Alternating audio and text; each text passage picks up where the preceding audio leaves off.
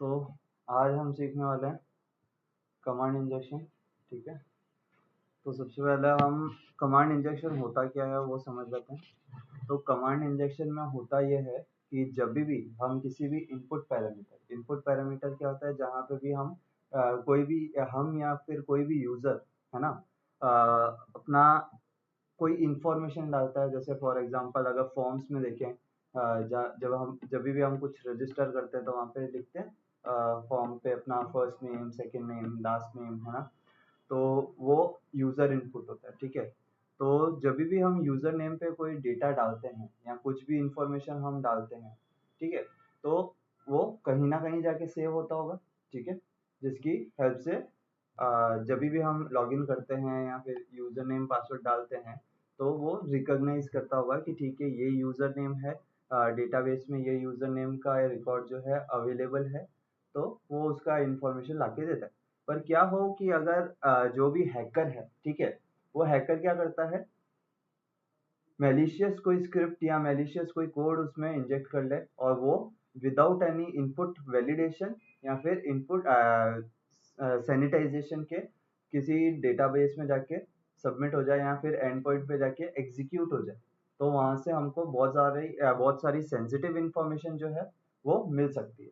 तो इसके लिए हम सबसे पहले क्या करेंगे, DVWI हाइफन स्टार्ट करेंगे। DVWI क्या है, एक तरह का वल्नरेबल वेब एप्लीकेशन है। तो सिंपली मैं यहाँ पे एडमिन डालता हूँ, पासवर्ड डालता हूँ, ठीक है, और थोड़ा नीचे आ जाता हूँ और यहाँ पे DVWS सिक्योरिटी है, वहाँ पे जाके मैं लो पे क्लिक करता हूँ और सबमिट कर देता हूँ। ठीक है, तो यहाँ पे कमांड इंजेक्शन का एक ऑप्शन है। यहाँ पे क्या बोल रहा है, पिंग डिवाइस, जो कि है एंटर एन आईपी एड्रेस। ठीक है, आईपी एड्रेस मांग रहा है, तो सिंपली मैं यहाँ पे कोई भी आईपी एड्रेस डाल दूंगा, जैसे 127.0.0.1। ठीक है, एंटर करूंगा। तो जैसे ही मैंने यहाँ पे एंटर किया, ठीक है, तो यहाँ पे आउटपुट क्या आया हमारा, कि डिवाइस जो है वो पिंग हो रहा है। ठीक है, पर अगर मैं यहाँ पे कुछ ऐसा सीन डालूं कि यहाँ पे 127.0.0.1 एंड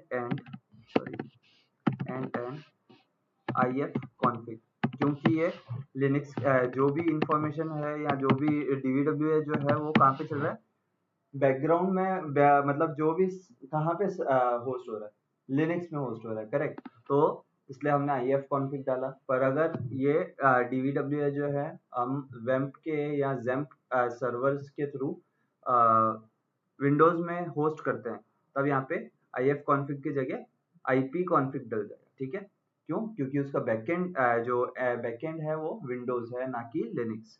जैसे ही मैंने यहाँ पे सबमिट पे क्लिक किया, तो यहाँ पे ये लोड लेगा, और जैसे ही इसने लोड लेके खत्म किया, तो यहाँ पे सबसे पहले तो हो गया हमारा पिंग। ठीक है, पिंग होने के बाद यहाँ पे ध्यान से अगर देखेंगे तो हमको उसका इंफॉर्मेशन मिल जाएगा, जो कि है IF कॉन्फ़िग का रिजल्ट भी यहाँ पे हमको मिल रहा है।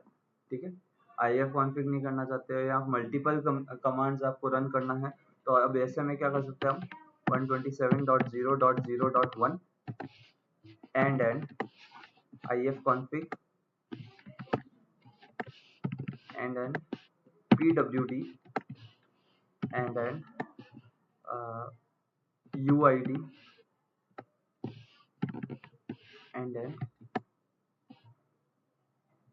who am I। ठीक है, और जैसे ही मैंने यहाँ पे सबमिट किया, तो अब ये सारे कमांड्स रन होंगे। तो सबसे पहले आगे पिंग, ठीक है, उसके बाद अगर हम यहाँ पे देखेंगे तो यहाँ पे IF कॉन्फ़िग का इंफॉर्मेशन आ गया। ठीक है, और उसके बाद यहाँ पे अगर हम देखेंगे तो PWD का इंफॉर्मेशन आ गया कि अभी हमारी प्रेजेंट वर्किंग डायरेक्टरी क्या है। ठीक है, तो मल्टीपल कमांड्स यहाँ पे रन हो गए। अब ये कितना डेंजरस हो सकता है, अब ये मैं आपको बताऊंगा। तो सबसे पहले हम यहाँ पे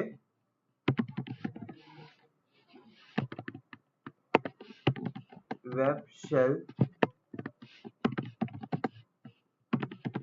जनरेटर ऑन करता हूँ। ठीक है, अब ये वेब शेल जनरेटर है, यहाँ पे मैंने ऑन किया। इसको ऑन करते ही सिंपली मैं यहाँ पे क्या करता हूँ, netcat -e वाला पार्ट लेता हूँ और इसको मैं कॉपी कर लेता हूँ। ठीक है, ये मैंने किया कॉपी। वापस आ जाते हैं यहाँ पे, और यहाँ पे अब मैं टाइप करूंगा वापस से 127.0.0.1 एंड एन, और जो भी वो शेल था उसको हमने यहाँ पे पेस्ट कर दिया है। कौन सा? ये वाला। ठीक है, फिर अब यहाँ पे आ जाऊंगा और यहाँ पे मैं नेटकैट की जो लिसनर है उसको चूज करूंगा। सबसे पहले तो मैं यहाँ पे ये चेंज कर देता हूँ, क्योंकि अभी हम लोकल होस्ट पे कर रहे हैं, तो 192.168.0. जो भी आईपी रहेगी यहाँ पे, आईपी क्या है 142, करेक्ट। तो मेरे काली मशीन की आईपी है 142.142, करेक्ट।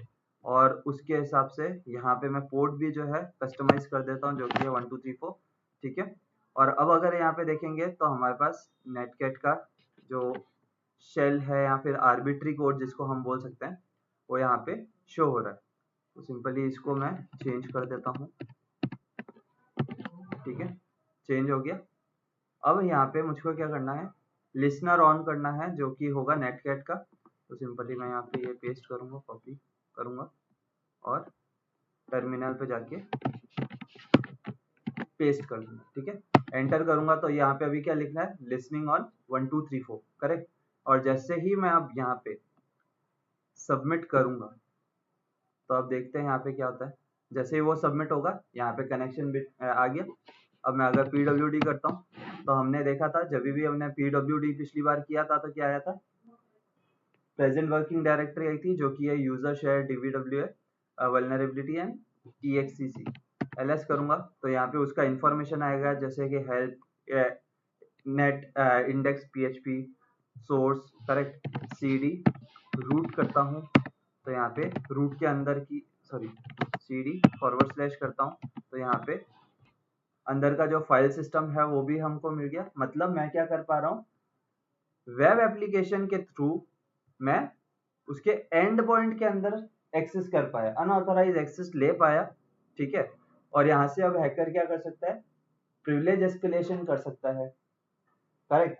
प्रिविलेज एस्केलेशन करने के बाद वो क्या कर सकता है, कुछ भी रीड राइट एग्जीक्यूट कर सकता है, कुछ अपलोड कर सकता है उस सर्वर के अंदर, है ना, फॉर मेकिंग परसिस्टेंस।